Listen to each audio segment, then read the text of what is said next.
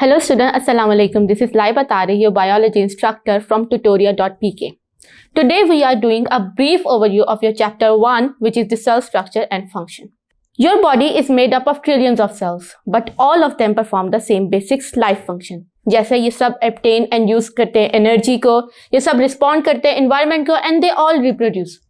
कभी आपने ये सोचा how do these cells keep themselves and you alive?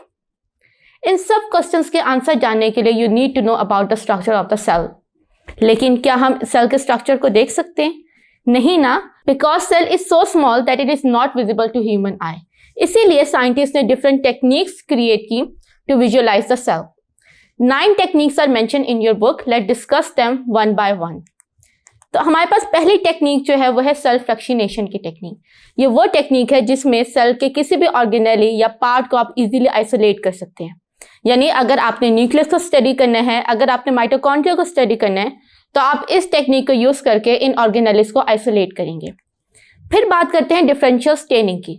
अगर आप कभी माइक्रोस्कोप में सेल्स को देखें तो वो ट्रांसपेरेंट होते हैं, यानी it means that they don't have their own colour.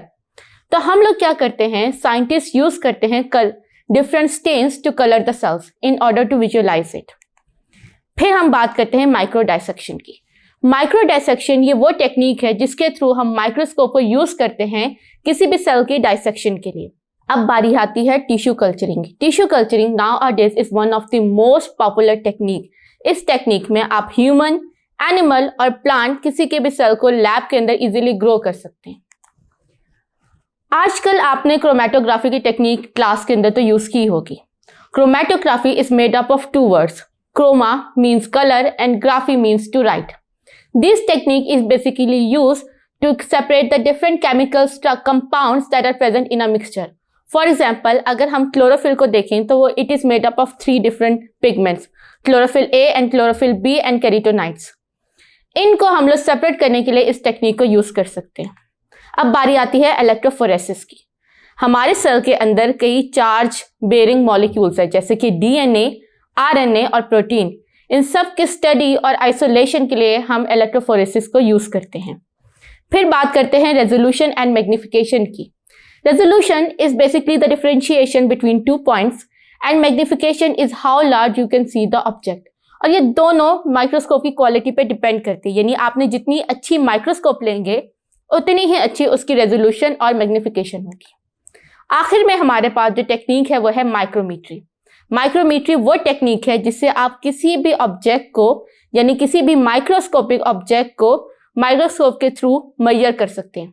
यानी अगर आपने बैक्टीरिया की सेल को मेजर करना है, किसी भी सेल, ह्यूमन सेल को या प्लांट सेल को मेजर करना है, तो आप इस टेक्निक को यूज करके उनको इजीली मेजर कर सकते हैं. अब बात करते हैं सेल वॉल की. Humans and animals are the only organism that do not have the cell wall. उसके अलावा दुनिया के तमाम लिविंग थिंग्स के पास सेल वॉल होती है.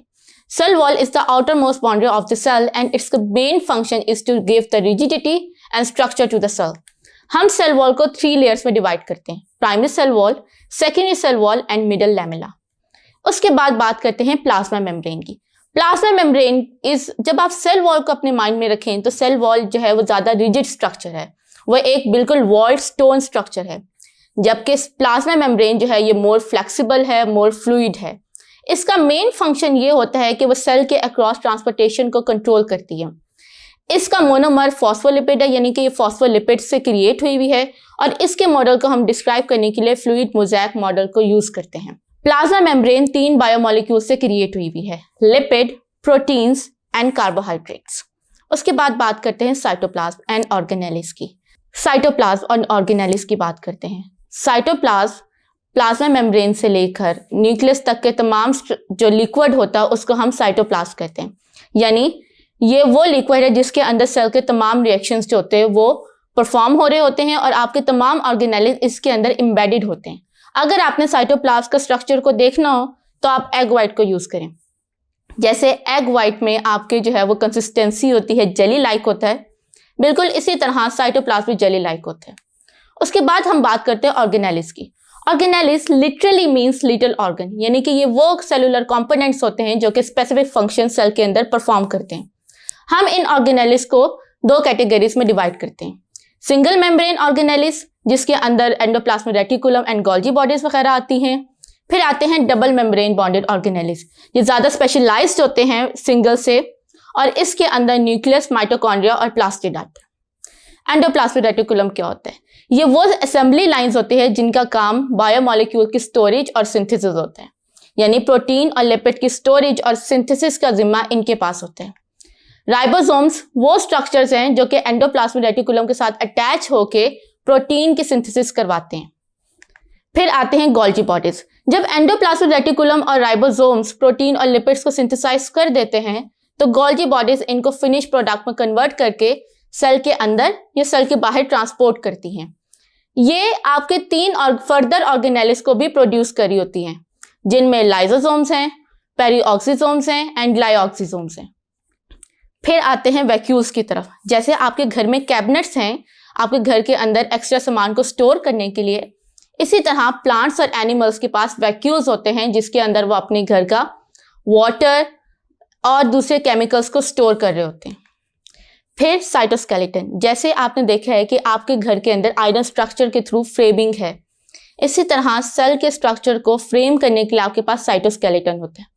Cytoskeleton is also known as cellular skeleton, और ये सेल को उसकी शेप और उसके ऑर्गेनेल्स को मेंटेन और होल्ड करने में हेल्प करता है। और इसके अंदर 3 मेन स्ट्रक्चर्स इंक्लूड होते हैं: microtubules, microfilament and intermediary filaments. फिर हम कहते हैं सीलिया और फ्लैजिला की बात। सीलिया और फ्लैजिला बेसिकली ये वो स्ट्रक्चर्स हैं जो सेल को मूवमेंट में हेल्प करते हैं, या सेल के पास कोई सब्सटेंस होता है उसकी मूवमेंट में हेल्प करते हैं। जैसे ह्यूमंस के अंदर ट्रेकिया या आपकी जो विंड पाइप है उसके अंदर ये सीलिया हेयर्स हैं, आपके नॉस्ट्रिल के अंदर सीलिया हेयर्स हैं। इसी तरह जो फ्लैजिला है वो बैक्टीरिया के साथ प्रेजेंट होता है जो कि बैक्टीरिया को मूवमेंट में हेल्प करते हैं। फिर हम बात करते हैं अब डबल मेम्ब्रेन बॉन्डेड स्ट्रक्चर्स में। उनमें जो पहला स्ट्रक्चर है वो है न्यूक्लियस। न्यूक्लियस को हम ब्रेन ऑफ द सेल कहते हैं, यानी कि ये सेल की तमाम एक्टिविटीज को कंट्रोल करता है। किस सेल ने क्या काम करना है ये सब न्यूक्लियस डिसाइड करे। इसकी रीजन ये है कि इसके अंदर डीएनए स्टोर होता है in the form of chromatin and chromosome. Chromatin वो थ्रेड लाइक डीएनए का स्ट्रक्चर होता है जो कि न्यूक्लियस में सारा साल पड़ा रहता है, लेकिन जैसे ही सेल मूव करता है टुवर्ड्स द सेल डिवीजन, ये क्रोमैटिन कंडेंस होता है टू फॉर्म द क्रोमोसोम्स। फिर हमारे पास है माइटोकॉन्ड्रिया। माइटोकॉन्ड्रिया वो डबल मेम्ब्रेन स्ट्रक्चर होते हैं जो कि किसी भी सेल न्यूट्रिएंट को कन्वर्ट कर देते हैं into energy. So that's why they are also famous for the power house of the cell, यानी कि ये ज्यादातर power house of the cell के नाम से जाने जाते हैं। आपका सेल जितना एक्टिव होगा उतने ही ज्यादा उसके अंदर माइटोकॉन्ड्रिया होंगे, इट मीन्स उतनी ही एनर्जी प्रोड्यूस होगी। फिर हमारे पास आते हैं प्लास्टिड। प्लास्टिड वो डबल मेम्ब्रेन बॉन्डेड ऑर्गेनेली है जो कि सिर्फ प्लांट्स में होती है, और ये बायोमोलिक्यूल्स की सिंथेसिस और उनकी स्टोरेज में यूज होता है। इसके अंदर सबसे ज्यादा जो कॉमन प्लास्टिड है वो है क्लोरोप्लास्ट। क्लोरोप्लास्ट आप सबको पता है कि it is the site for the photosynthetic reactions. आखिर में आपकी बुक के चैप्टर के अंदर जो टॉपिक है वो है प्रोकैरियोटिक एंड यूकैरियोटिक ऑर्गेनिजम्स। तमाम लिविंग थिंग्स 2 ब्रॉड कैटेगरीज में डिवाइडेड हैं, प्रोकैरियोटिक एंड यूकैरियोटिक। प्रोकैरियोटिक वो सेल्स होते हैं जिनके पास कोई भी मेम्ब्रेन बॉन्डेड ऑर्गेनेली नहीं होता।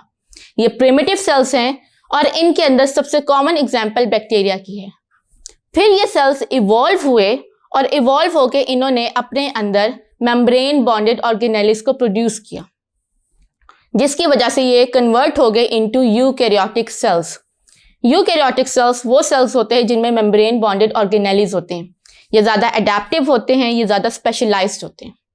प्रोकैरियोटिक की सबसे कॉमन एग्जाम्पल आपके पास बैक्टीरिया है। अगर आप बैक्टीरिया की डायग्राम को देखें जो आपकी स्क्रीन पे आ रही है तो आपको नजर आएगा कि इसके पास कोई भी मेम्ब्रेन बॉन्डेड ऑर्गेनेली नहीं है, और ये अपने साइटोप्लाज्म में सारे फंक्शंस और स्ट्रक्चर्स को परफॉर्म करती है, यहाँ तक कि उसका डीएनए भी साइटोप्लाज्म के अंदर जो होता है वो बिखरा हुआ होता है। आई होप आपको मेरे आज के बताए हुए कॉन्सेप्ट अच्छे से समझ आ गए होंगे। This is Laiba Tariq from tutorial.pk signing off. See you in the next video. Take care. Allah Hafiz.